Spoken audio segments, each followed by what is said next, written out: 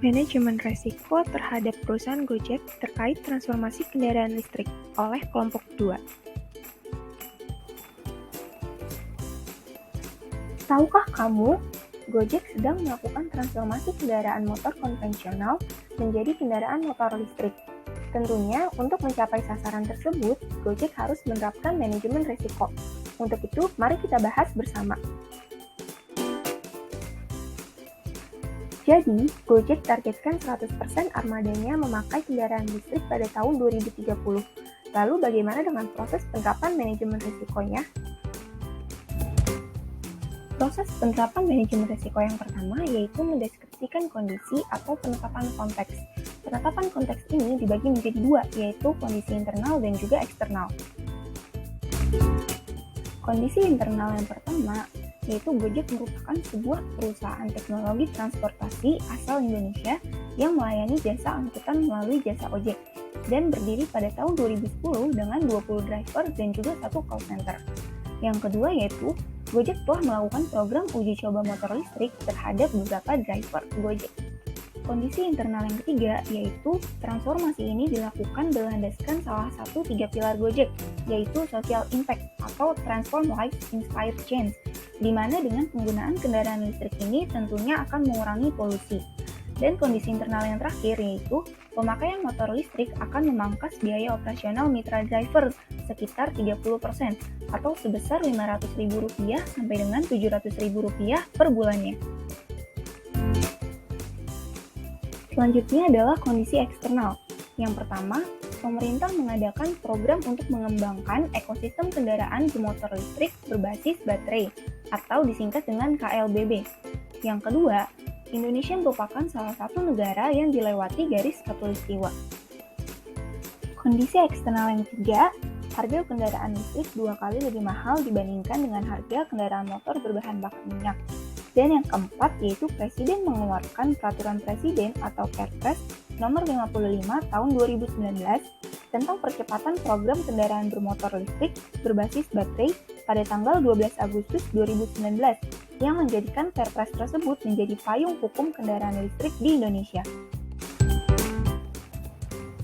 Proses penerapan yang kedua yaitu menentukan hal-hal yang mungkin terjadi atau identifikasi resiko, yaitu hal-hal yang dapat mengganggu sasaran atau keinginan dalam mencapai sasaran. Untuk resikonya sebagai berikut. Resiko yang pertama, tingginya harga kendaraan listrik. Penyebabnya adalah karena komponen utama kendaraan listrik adalah baterai, dan harga baterainya lebih mahal. Resiko yang kedua, sulitnya suplai bahan bakar baterai. Penyebabnya adalah karena stasiun pengisian kendaraan listrik atau charging station hanya tersedia di beberapa titik di daerah Jakarta. Resiko yang ketiga yaitu gangguan terhadap kendaraan listrik seperti korslet. Penyebabnya adalah karena banjir yang disebabkan curah hujan tinggi dan juga banyak sampah yang menumpuk pada colokan yang menimbulkan sistem drainase menjadi buruk. Resiko yang terakhir yaitu kendaraan listrik kehabisan daya baterai. Hal ini disebabkan karena daya tahan baterai hanya sampai 170 km. Proses penerapan resiko yang ketiga yaitu membuat pembobotan atau analisis resiko. Membuat analisa yang dapat menggagalkan sasaran. Resiko tingginya harga kendaraan listrik, analisa resikonya sebagai berikut. A. Faktor penyebabnya mahal, maka tingkat kemungkinan terjadi resiko tinggi. B. Tingkat pengaruh harga terhadap kendaraan tinggi. Resiko sulitnya suplai bahan bakar baterai. Analisa resikonya sebagai berikut. A. Karena komponen utama kendaraan listrik adalah baterai, tingkat kemungkinan terjadi resiko tinggi. B. Suplai bahan bakar baterai. Tingkat pengaruh terhadap sasaran tinggi. Resiko gangguan korslet terhadap kendaraan listrik. Analisa resikonya sebagai berikut. A. Tingkat kemungkinan terjadinya banjir rendah. B. Gangguan korslet, tingkat pengaruh terhadap sasaran sedang. Resiko tingginya harga kendaraan listrik memiliki level resiko tinggi. Sulitnya suplai bahan bakar baterai memiliki level resiko tinggi. Resiko gangguan korslet terhadap kendaraan listrik memiliki level resiko sedang. Selanjutnya, resiko kendaraan listrik kehabisan daya baterai. Analisa resikonya sebagai berikut. A. Tingkat kemungkinan terjadinya kehabisan baterai tinggi. B. Tingkat pengaruh terhadap sasaran rendah. Maka level resiko kendaraan listrik kehabisan daya baterai sedang. Proses selanjutnya yaitu urutan prioritas atau evaluasi resiko. Tingkat prioritas. Resiko tingginya harga kendaraan listrik, prioritas resikonya nomor 1. Resiko sulitnya suplai bahan bakar baterai, prioritas resikonya nomor 2. Resiko kendaraan listrik kehabisan daya baterai, prioritas resikonya nomor 3. Resiko gangguan korslet terhadap kendaraan listrik, prioritas resikonya nomor 4.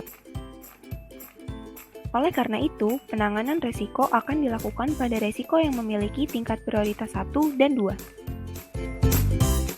Proses penerapan manajemen risiko yang kelima yaitu rencana penanganan atau mitigasi risiko. Risiko tingginya harga kendaraan listrik, mitigasi risikonya sebagai berikut. Karena harga kendaraan listrik yang mahal, tentunya diperlukan modal usaha yang besar.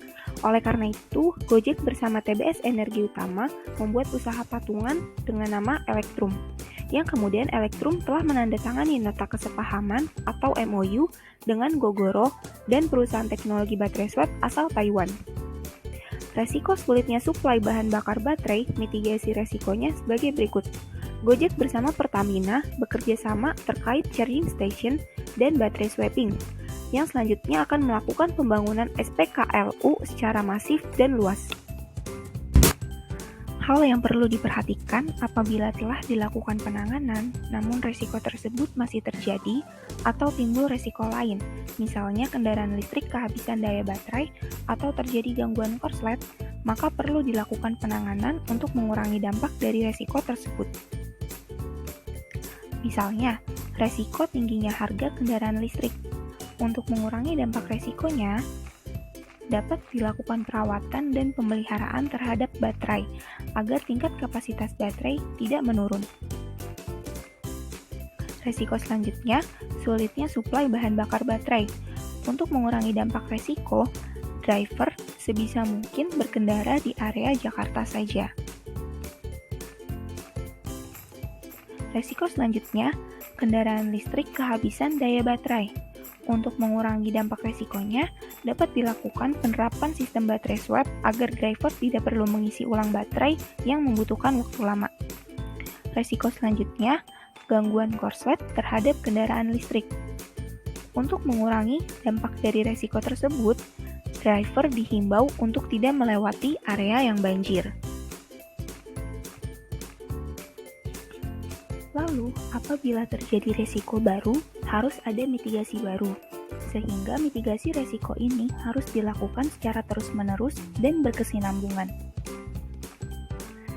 Jadi, dapat disimpulkan, dengan menerapkan proses manajemen risiko ini, Gojek targetkan 100% armadanya memakai kendaraan listrik pada tahun 2030 akan tercapai. Namun, jangan lupa, faktor terpenting dalam penerapan manajemen risiko adalah mengetahui kondisi internal dan eksternal. Demikian video penerapan proses manajemen risiko dari kelompok 2. Semoga bermanfaat. Terima kasih.